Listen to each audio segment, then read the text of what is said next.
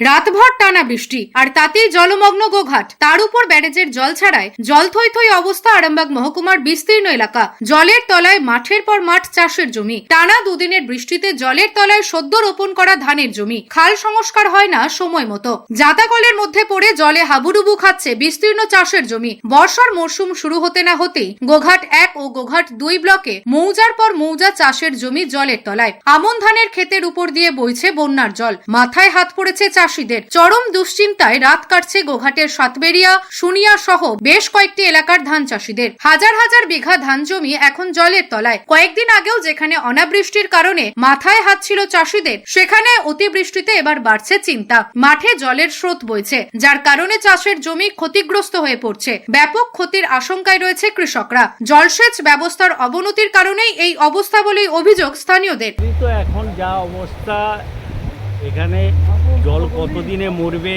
তো ঠিক নেই। এই সব রোয়া শেষ হয়েছে, কাজেই অনেকেরই বীজতলায় বীজ নেই এবং নতুন করে আবার বীজ ফেলে সম্ভব হবে না, অনেক নামিয়ে হয়ে যাবে। এবং যা পরিস্থিতি, তাতে খাদ্য সংকট তো আমাদের এলাকার যেখানটা হয়েছে, খাদ্য সংকট তো হবেই। এবং এখানের নিকাশি ব্যবস্থাটা এত মুজে রয়েছে, এটা সংস্কার হয়নি এবং জলটা এই জন্য জমে যাচ্ছে। বন্যার জলেতে চাষের জমি ডুবে ফসল ডুবে গেছে সব। এবং পরবর্তী যে রোপণের কাজ করবে, কেন মানুষ রুয়ে ফেলেছে, সেই রোপণের বীজ পর্যন্ত অনেক মানুষের হয়তো নেই। কিছু কিছু আছে যেগুলো বীজতলা, যেগুলো রোয়ার জন্য রয়েছে। এবারে এই জলেতে পুরো ধান নষ্ট হয়ে যাওয়ার ফলেতে দ্বিতীয়বার নতুন করে রোপণ করার মতো বীজ ধান নেই। তো পুরো এলাকায় পুরো ক্ষতিগ্রস্ত। খুবই খারাপ পরিস্থিতি। তার কারণ হচ্ছে যে গোটা সোনিয়া গ্রামের বিঘের পর বিঘে বললে ভুল হবে, গোটা দক্ষিণ দিকটা পুরোটাই একদম ভেসে গেছে জলেতে। এবং রোয়া প্রত্যেকেরই হয়ে গেল। একদম কামারপুকুরের দিক থেকে মাঠ ভাসানো জল বয়ে আসছে এইদিকে। হ্যাঁ, একদম টোটাল কি বলবো, জয়রামবাটি কামারপুকুরের দিক থেকে এবং ডিবিসি জল ছেড়েছে। সেসব কারণে আরও জল এসে আমাদের ধানের প্রচুর ক্ষতি করে দিয়েছে, সবার রুয়া হয়ে গেল। এই মতো অবস্থায় বীজের সংকট খুব দেখা দেবে। এই ঘটনায় তৎপর হয়ে ওঠে ব্লক প্রশাসন। এলাকা পরিদর্শনে পৌঁছান গোঘাট 2 নম্বর পঞ্চায়েত সমিতির সহসভাপতি তথা কৃষি কর্মাধ্যক্ষ নারায়ণ চন্দ্র পাঁজা। তিনি বলেন, বৃষ্টির পাশাপাশি ডিভিসির ছাড়া জলে প্লাবিত হয়েছে গোঘাটের একাংশ, যার কারণে ব্যাপক ক্ষতির আশঙ্কা করা হচ্ছে। দেখতে পাচ্ছেন ভয়ঙ্কর পরিস্থিতি, ভয়াবহ পরিস্থিতি। প্রবল বৃষ্টি একদিকে হয়েছে, অপরদিকে হচ্ছে ডিভিসির জল, দুটো যোগ হয়ে আজকে বিস্তীর্ণ এলাকা দেখতে পাচ্ছেন যে প্লাবিত হয়ে গেছে। মাইথন পঞ্চায়েত, বাঁকুড়া থেকে আমোদন নদের উপর দিয়ে বয়ে আছে ডিভিসির জল এখানে। তো সেখানেতে এই যে বিস্তীর্ণ এলাকা প্লাবিত হওয়ার ফলে যে আমন ধান রোপণ করেছিল চাষিরা, সব আমন ধান নষ্ট হয়ে যাচ্ছে।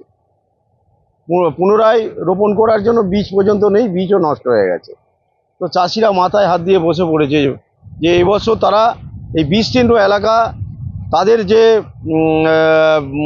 সংসার প্রতিপালন করে আমন ধানের উপর যারা নির্ভরশীল, আজকে এই এলাকায় আলু চাষ হয়নি, মেটেল মাটি, এখানে আমন ধানের উপরই পুরোপুরি নির্ভরশীল কৃষকরা। সেই কৃষক আমন ধান থেকে এবছর পুরোপুরি মনে হচ্ছে বঞ্চিত হয়ে যাবে। তো বঞ্চিত হয়ে যাওয়ার ফলে এই যে উৎপাদনের ঘাটতি দেখা দিবে, তার ফলে এলাকায় ক্রাইসিস দেখা দিবে। মোটামুটি 5,000 হেক্টর জমিতে ক্ষতি হয়ে গেছে, 5,000 হেক্টর জমিতে। না, চাষি তো আর এই বছর তো আমন ধান থেকে পুরোপুরি বঞ্চিত হয়ে যাবে এই সব এলাকায়।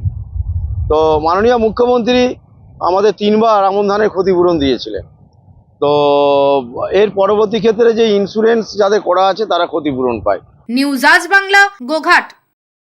ঘর হবে সেরার সেরা, সবার কাছে মডেল। চিন্তা কিসের, সঙ্গে আছে কেবি মার্বেল। মনের মতো marble, granite, tile, sanitary fittings এর একমাত্র হোলসেল ও রিটেল শপ কেবি মার্বেল। যোগাযোগ 9434059753 অথবা 8918126044। আমাদের ঠিকানা বসন্তপুর, আমতলা মোড়, আরামবাগ, হুগলি। সাজাবো আমি স্বপ্নের বাড়ি, কেবি মার্বেলসে দেবো বাড়ি।